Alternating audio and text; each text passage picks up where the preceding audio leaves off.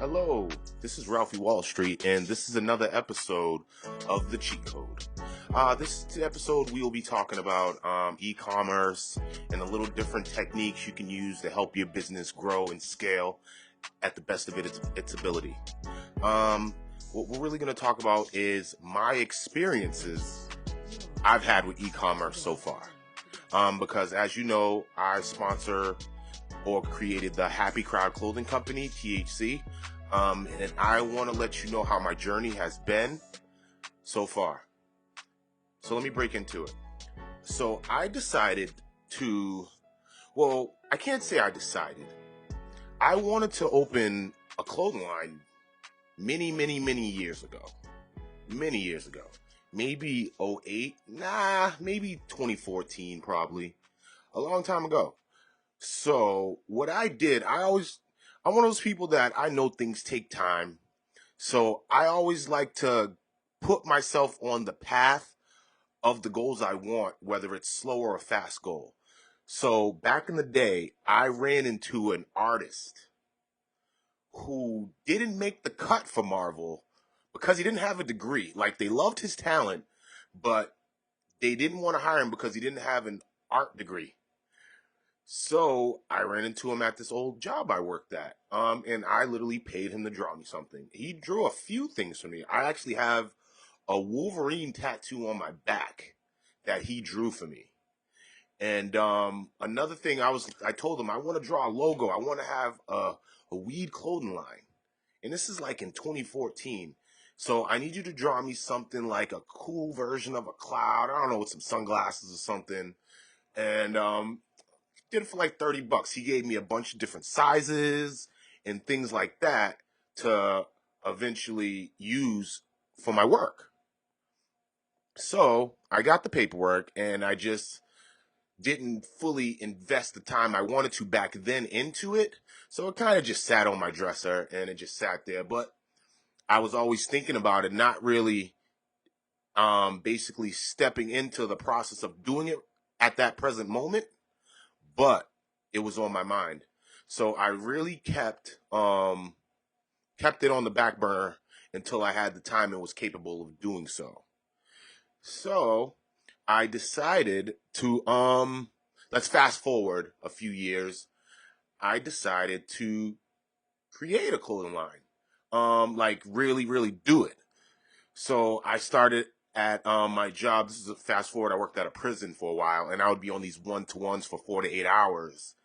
Looking up, doodling, but I'm the type of person, I like to use all my time to my advantage. So if I can get a little work done while I'm making some money, why not?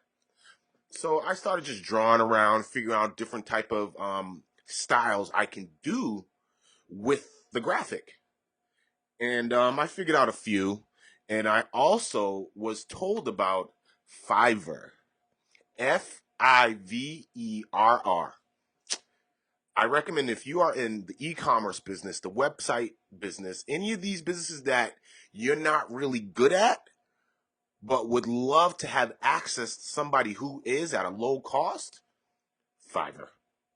I took that design I had and scanned it to the printer, did the whole thing to get it online, and then I went to Fiverr and I sent him that little design I had from probably 2014, and I said, I need you to make as many cool logos you can with this as your like idea to go off of. And this was like $10, because the way Fiverr works is it's a bunch of different type of artists, whether it's web design artists, regular artists, graphic artists, camera artists, any type of artist. They're all bidding for you to pick them. So when it comes to prices and competitiveness, it gets cheaper because a lot of people want you to pick them. So I've seen graphic design work for like $3, $5. I picked 10 because I wanted a few different designs done. So 3-4 days later, my designs came in. They looked amazing. I loved them. So if you ever see on our the Happy Crowd the Happy Crowd Clothing store website, you would see a lot of the different designs that my friends at Fiverr created. So I took that and I made a lot of different designs and things like that from my website. I chose to use Shopify because um, I was trying to sell them straight heat press and out the trunk for a while, but I realized I was having more supply than demand. So I was pushing out all this money to get everything coming in, but everybody wasn't buying it as fast as I liked. So I would either end up with extra product or just not enough money to make more product. So one of my cousins told me about Shopify and print on demand. I did some research on it a little bit, but I really wasn't fully ready to jump into it. But I'm like, this makes sense. Why not take a chance? Because the way print on demand works is you just create the ideas and they take care of the supply of the product. And it's not it has to be in bulk, it's per order. So if you have nobody buying anything for a month, you spent no money on supply. It's a no-brainer. So before I was doing that, I spent a lot of money on supply, not a lot of demand. This time I created print on demand. So now if no one's buying something for a week, it's okay. I didn't spend any money. I didn't lose any money. If I'm selling 1,000,000 shirts in one day, I got a company that can handle that. Not a problem. So it's like when you're doing e-commerce, you got to think of your supply, demand, logistics, your pricing, your exposure, how you're going to market it, how can you upsell, what can you do for refunds and policies. I've learned so much in the last like 3 to 4 months about the ins and outs of an e-commerce website. Your website is literally a machine. Whether you're selling clothes, t-shirts, products, hair designs, gel, whatever it is, your website is your main machine. So you want to make sure your website's running great. It's not too slow. It's not boring. I've literally changed around my website probably like 6 times because I'm into information. Because I'm doing a lot of e-commerce, I studied the stock market stuff too, but I also now dive into the e-commerce podcast as well to pick up what I can from them. And they never let me down. Educational podcasts will never let you down. I guarantee it. Because it will teach you something. It may not teach you everything, but it will teach you something. And what I learned from my e-commerce podcast was a lot. So a couple of things I learned too was how to market. So when you're marketing your products, people probably on my social media now like, he is going crazy with this promotional stuff like every 5 seconds. But what I'm learning is you got to keep your content up, you got to be relevant, and you got to stay within the times. And what I learned is you want to keep it 80-20. So if you notice now, I promote 80% of just good content about the subject of my clothing line, but I also do 20% of selling.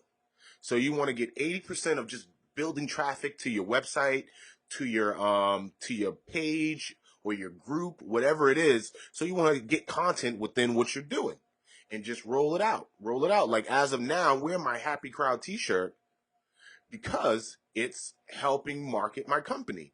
But I am not in your face like buy my stuff. I am just here with it on saying, hey, this is what I'm on. Hopefully, if you watch a few videos, you'll be like, what's the clothes he keeps wearing? Boom, that's a market tactic. Within the 80-20, you want to do 80% of just stuff about your subject. Like mine's is cannabis. So I do a lot of cannabis memes and things like that. And I pop them on there. And another podcast told me you want to post 6 to 8 times a day. And what I do is that 6 to 8 times. And I also I read the 4 Hour Work Week and I automate a lot. I found a part of Facebook where I can literally schedule posts. So now I'm not sitting here all day, every 2 hours, putting up a post. No, I'll sit here for about 40 minutes, make about 8 posts, have them scheduled, and then let them go and go do something else. And that's the good way of automating and trying to figure out ways to keep your product relevant. Because I'm on Instagram. Shout out to at the Happy Crowd Clothing Instagram. I'm on Facebook at the Happy Crowd Clothing. So you want to be able to be in all these places, social media platforms, without having to go to them all day. So my Instagram, my Facebook is literally connected like synergy. So when I write one status, it goes to both. Now I'm scheduling them. So I am literally sending out 16 statuses simultaneously. And that's keeping my content up, gaining my followers, because I'm learning, like, you can't just post stuff. You want to, like, put the little follow me thing in the caption, the hashtags.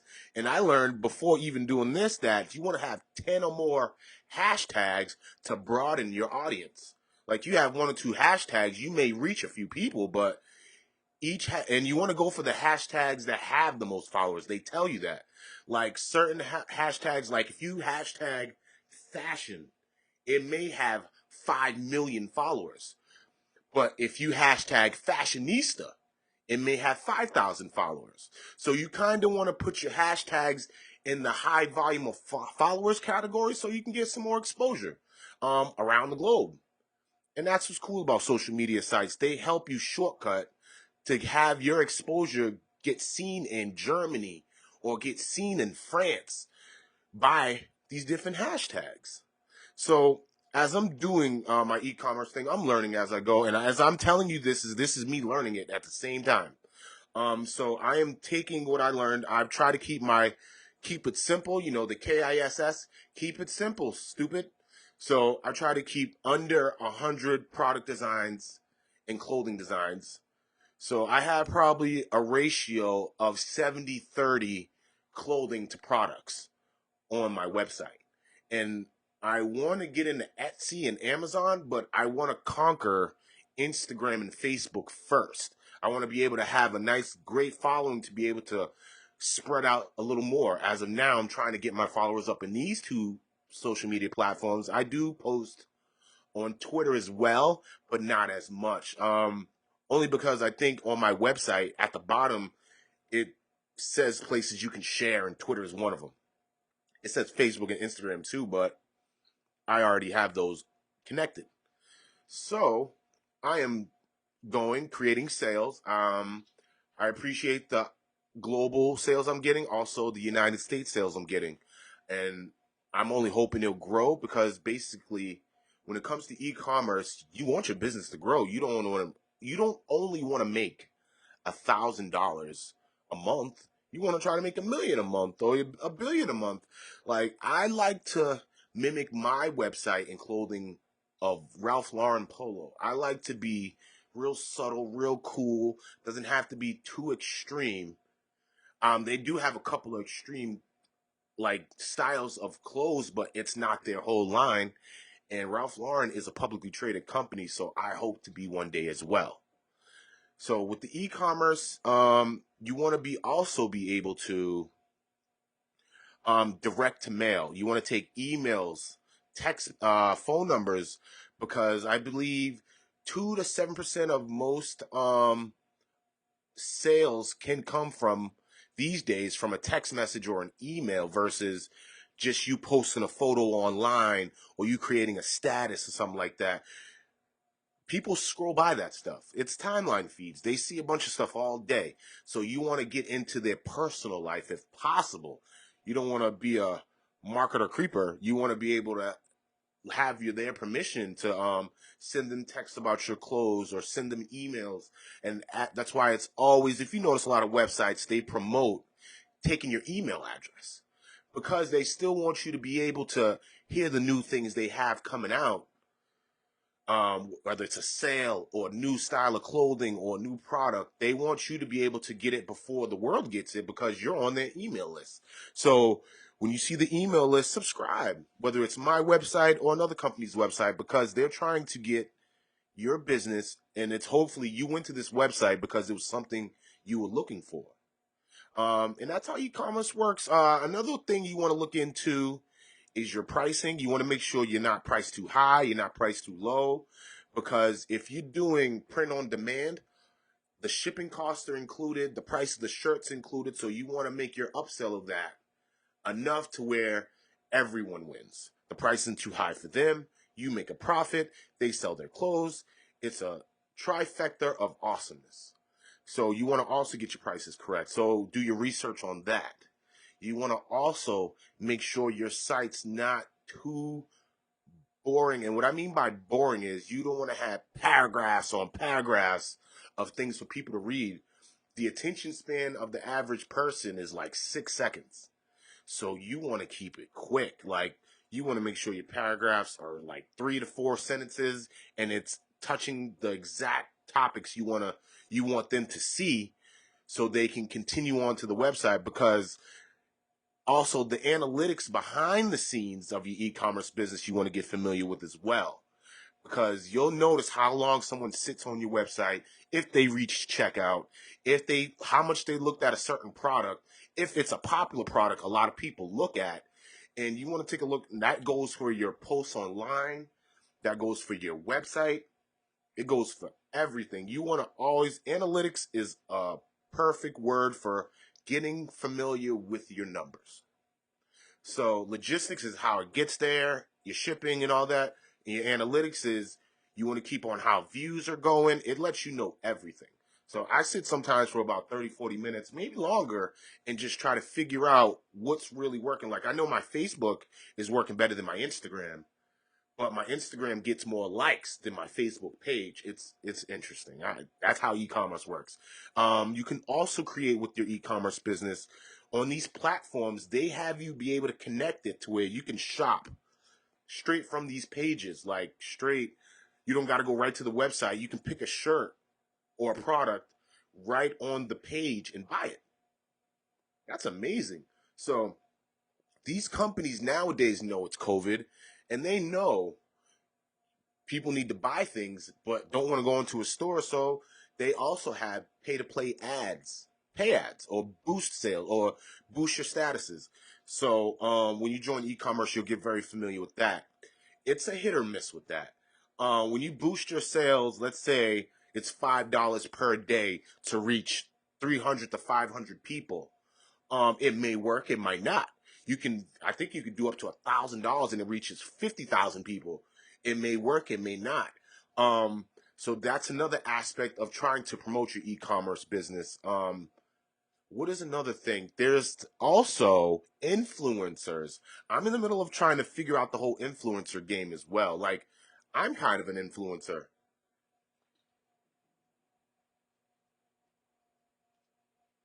And the way I do my videos and everything also, I make the influence in my brand. But because I'm up and coming, hold on, I just gotta fix my screen. Excuse me 1 second.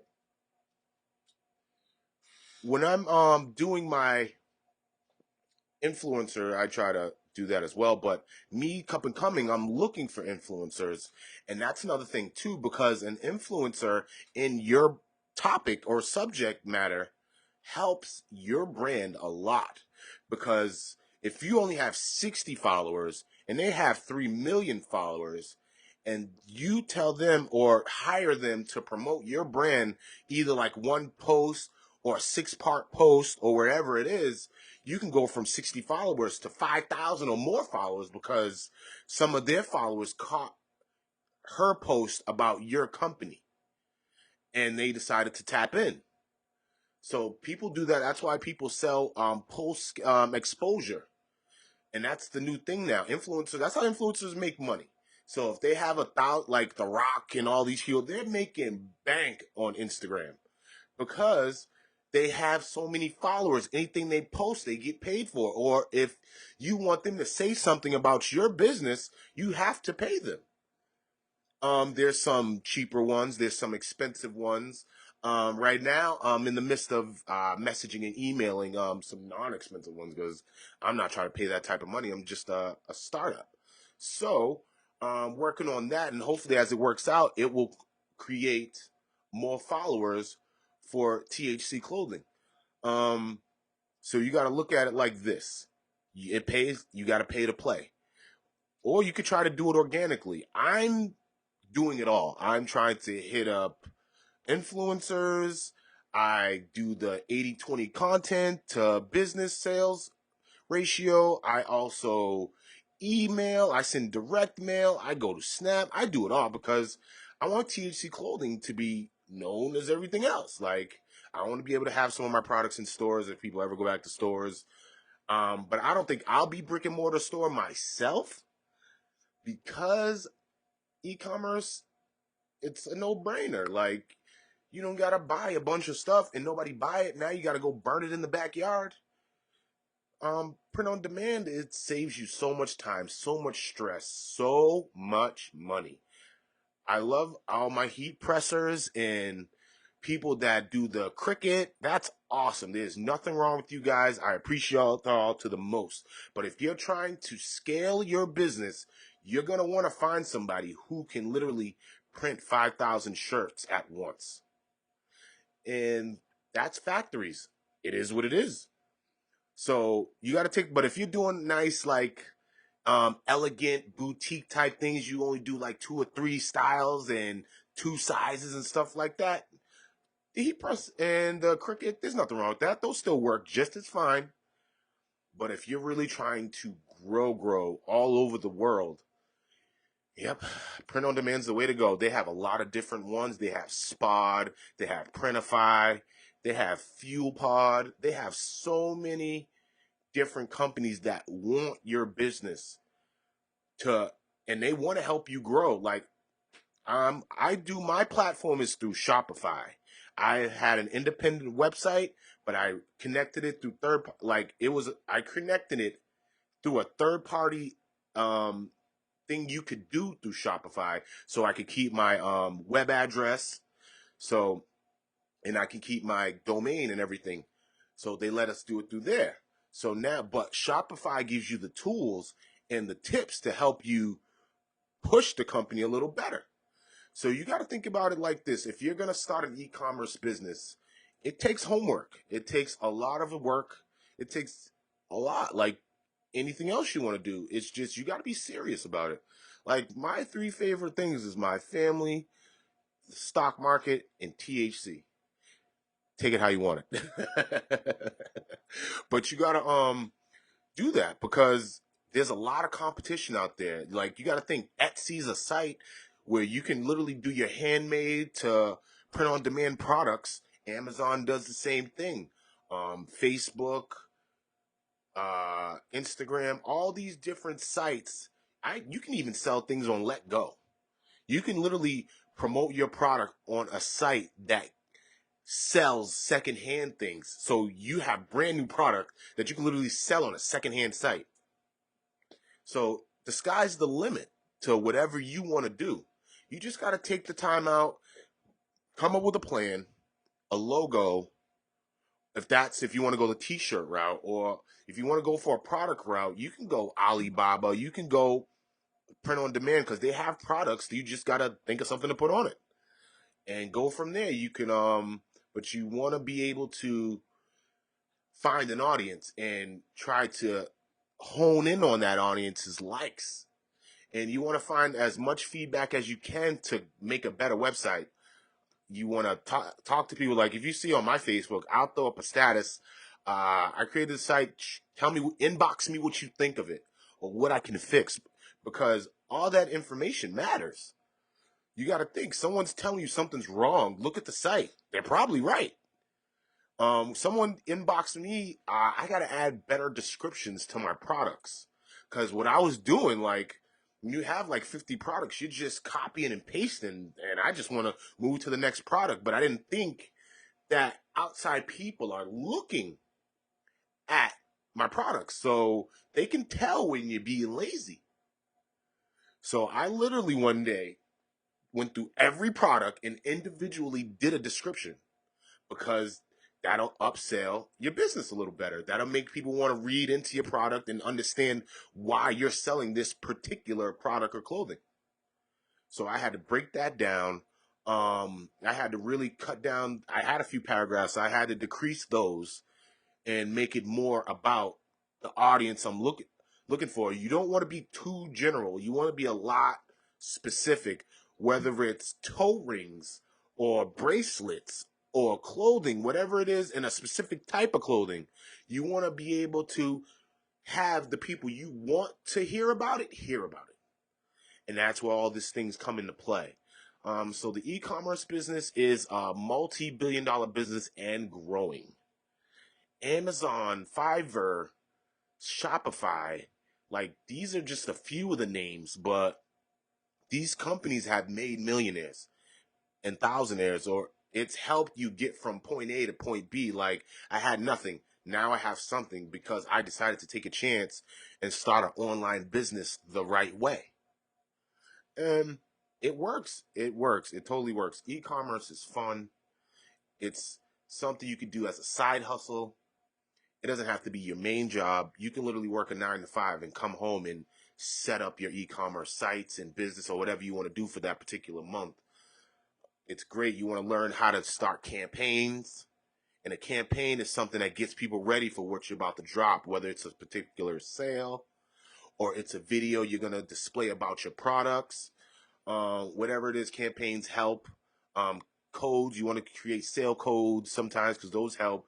Because let's be honest, a lot of people want stuff for free or cheaper than what they could pay.